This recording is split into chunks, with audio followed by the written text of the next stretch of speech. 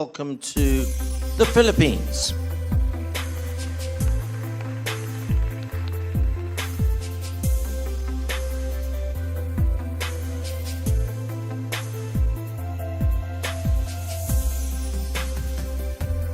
Mabuhay and Xin Chao. Buk lang cha tatka. I hope that means that I did not mispronounce it. Blessings to all. Ever since I was a child, my dad already knew I would one day enter the field of pageantry. Growing up, watching pageants with my dad and my sisters was a way that we bonded. And I remember one day during the pandemic, my dad came home with a pair of heels he had found on sale. Learn to walk in them, he told me. You'll need it for the future. So, there I was, 12 years old, walking around the house in my pajamas and heels during the quarantine. Skeptical at best, but how right he was. I am Aishiro Simpson, Miss World Philippines 2026. I am the oldest of four, born to a Filipino father and an American mother. So my life is a tapestry of two cultures. I grew up in the province where I learned from my uncle and lola who were farmers that every seed planted carries the hope of harvest. Growing up, traveling internationally since I was 6 months old with my family's nonprofit organization shaped my heart for service. And it was through outreaches to the widows, elderly, persons with disabilities, single mothers, and children that I learned the simple act of showing up for others creates lasting change. So napanood po natin mga kapolitika itong ating pinaka-inaabangan na head-to-head challenge presentation ng ating candidate dito sa nagpapatuloy pa rin na Miss World 2026 sa bansang Vietnam. Dahil ngayong araw po yung day 17 na ng kailang kompetisyon at atin pong bibigyan ng ating reaction itong naging speech ni Asia Rose dito sa day 17 ng Miss World 2026. So ilang beses na natin mga kapolitika na pag-usapan sa ating mga naunang video yung kanyang advocacy, yung kanyang cause, yung kanyang beauty with the purpose dito sa kanyang pagsali sa Miss World. At napag-alaman natin na hindi lang isang taon ito trinabaho ni Asia Rose para magkaroon siya ng kunwari ay advocacy dito sa competition nila, kundi ilang taon na ang lumipas ng simulan ni Asia Rose itong kanyang mga advocacies dito sa sa mga bata, sa mga kabataan. At yun nga yung kanyang cause na mental health awareness dito sa mga kabataan through physical activities. At so far mga kapolitika, nakita nyo rin yung reaction ng ng mga CEO na napataas pa nga sila ng kamay dito kay Asia Rose doon sa kanyang pag-game. At mabuti ito, maganda na nag-participate yung mga CEO, yung mga head ng Miss World, dahil palatandaan ito na talagang nagpe-pay attention sila dito sa very impactful at very standout na speech ni Asia Rose. May mga nagsasabi pa nga sa comment section na wala daw script itong si Asia dito sa kanyang speech sa head-to-head challenge nila. I believe yung iba is meron silang mga teleprompter mga kapolitika sa harap. Hindi lang nakikita sa video, pero ang sabi nila is meron di umanong script na binabasa sa harap. Pero itong si Asia Rose is sabi ng mga netizen natin, hindi ko lang alam kung ito ay totoo, pero memorize niya daw yung kanyang sasabihin or talagang on the spot ito na speech ni Asia Rose. So kung ganoon ay talagang napabilib tayo at napahanga talaga tayo dito sa kanyang naging head-to-head challenge presentation today. At masasabi natin mga kapolitika na hindi tayo binigo ni Asia Rose dahil yung kanyang speech is coming from the heart. Napaka-impactful, di ba yung sinabi natin sa ating mga unang video, yung advice natin sa kanya is dapat wag mabilis magsalita. Dapat is maintindihan yung sense, maramdaman ng mga tagapakinig yung yung sasabihin niya. So napaka-impactful mga kapolitika ng kanyang sinabi at coming from the heart talaga, at tama lang yung pacing ng kanyang pananalita. Andun yung conviction, andun yung confidence, andun yung sincerity ng kanyang sinasabi na itong kanyang advocacy is hindi lang nag-start isang taon para lang may maipresent siya dito sa Miss World, kundi ilang taon, ilang years ang kanyang ginugol para Kasi makikita, masasabi natin na sincere at legit, genuine yung kanyang advocacy, authentic mga kapolitika. Kasi yung iba is gumagawa lang ng advocacy kunwari nila pag malapit na yung beauty pageant competition para may present sila doon sa contest. And then after ng contest is wala na tayong nababalitaan. Meron tayong mga nakikita at nasasaksihan na ginagamit lang yung mga advocacy nila para for the sake of beauty pageant competition. Pero itong kay Asia Rose is malawak mga kapolitika ang scope ng kanyang beauty with the purpose. At sa sinasabi nga natin paulit-ulit is ilang taon na ang nakalilipas ng simulan ni Asia Rose ang kanyang pagtulong sa mga kabataan, hindi lang po sa Pinoy, at sabi niya nga meron rin siyang mga kabataan sa Vietnam, sa United States. So worldwide itong pagtulong ni Asia Rose sa ating mga kabataan. At ang sabi nga nila, 'di ba, para daw mabago ang isang bansa ay simulan daw ito sa mga kabataan, kasi sila yung next generation mga kapolitika. Kasi yung mga may edad na, yung mga may adult is minsan is mahirap na siyang turuan.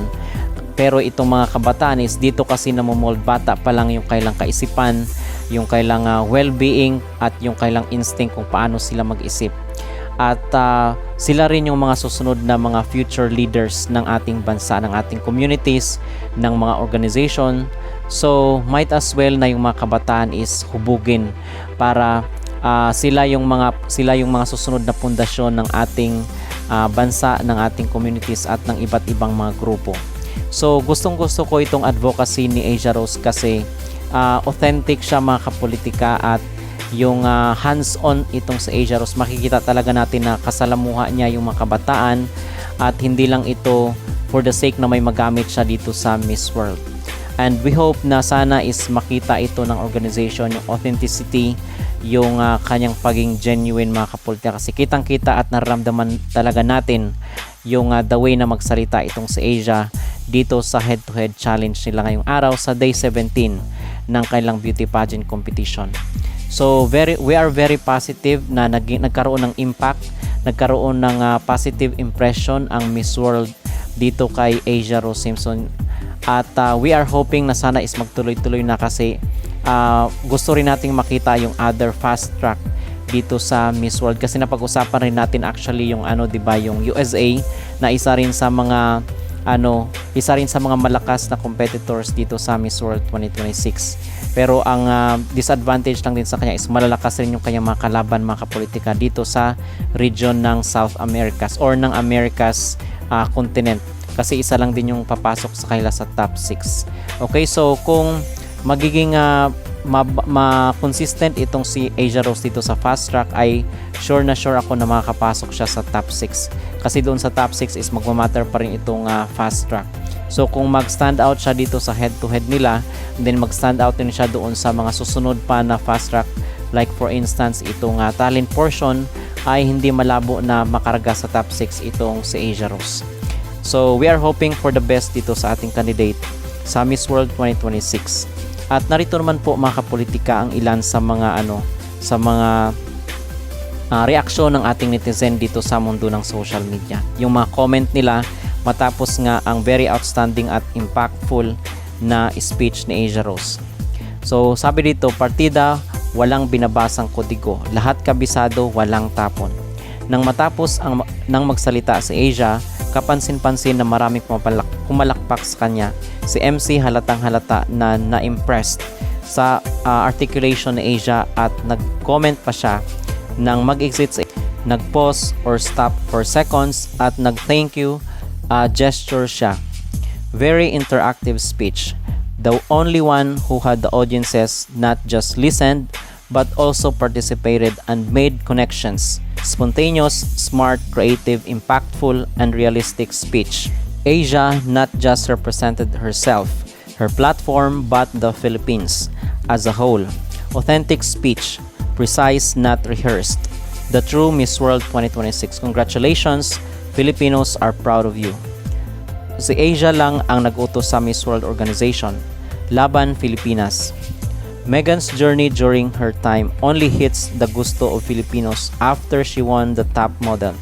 And then, she was all over the news, and soon enough, she won the title of Miss World 2013. Our very first crown. Asia also has the glow. For me, not very much being talked about her communication skills is top-notch and superb. Being able to not just speak but communicate. Her presence is very standout.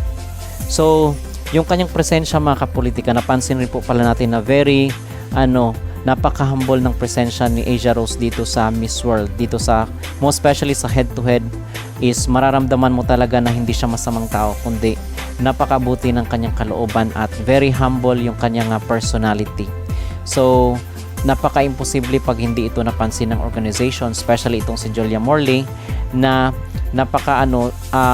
focus talaga siya doon at nakatingin talaga siya all throughout dito sa speech ni Asia Rose Simpson, kasi I believe na isa rin siya sa mga napupusuan ni Julia Morley.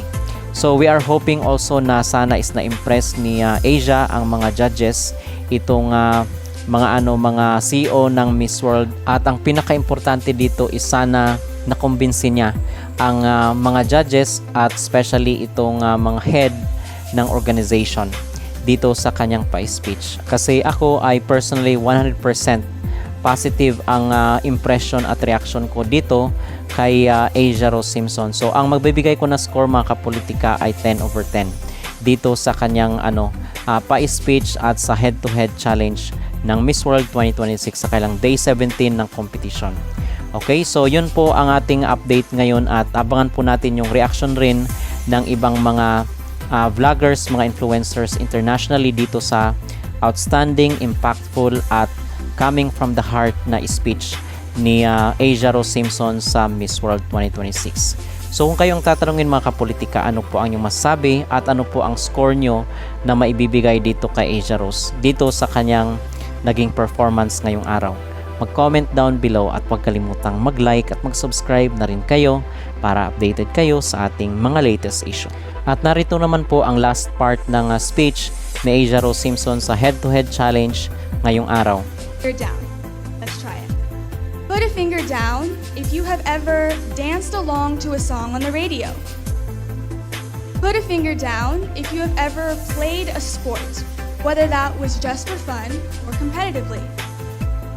Put a finger down if you have ever learned a new TikTok dance.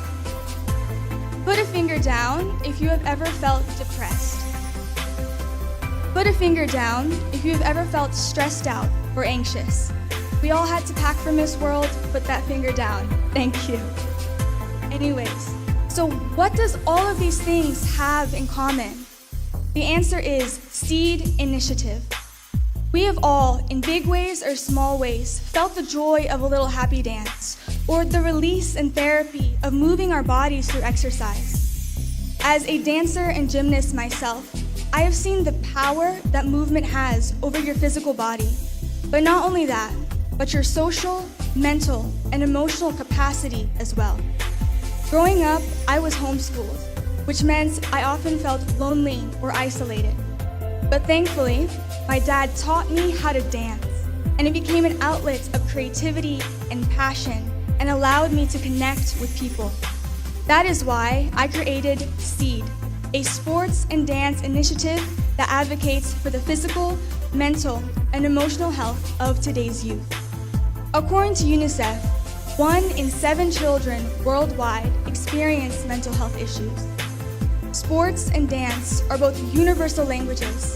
They speak without using words, but they are both powerful mediums in which anyone can use and will leave lasting positive impact on your overall well-being.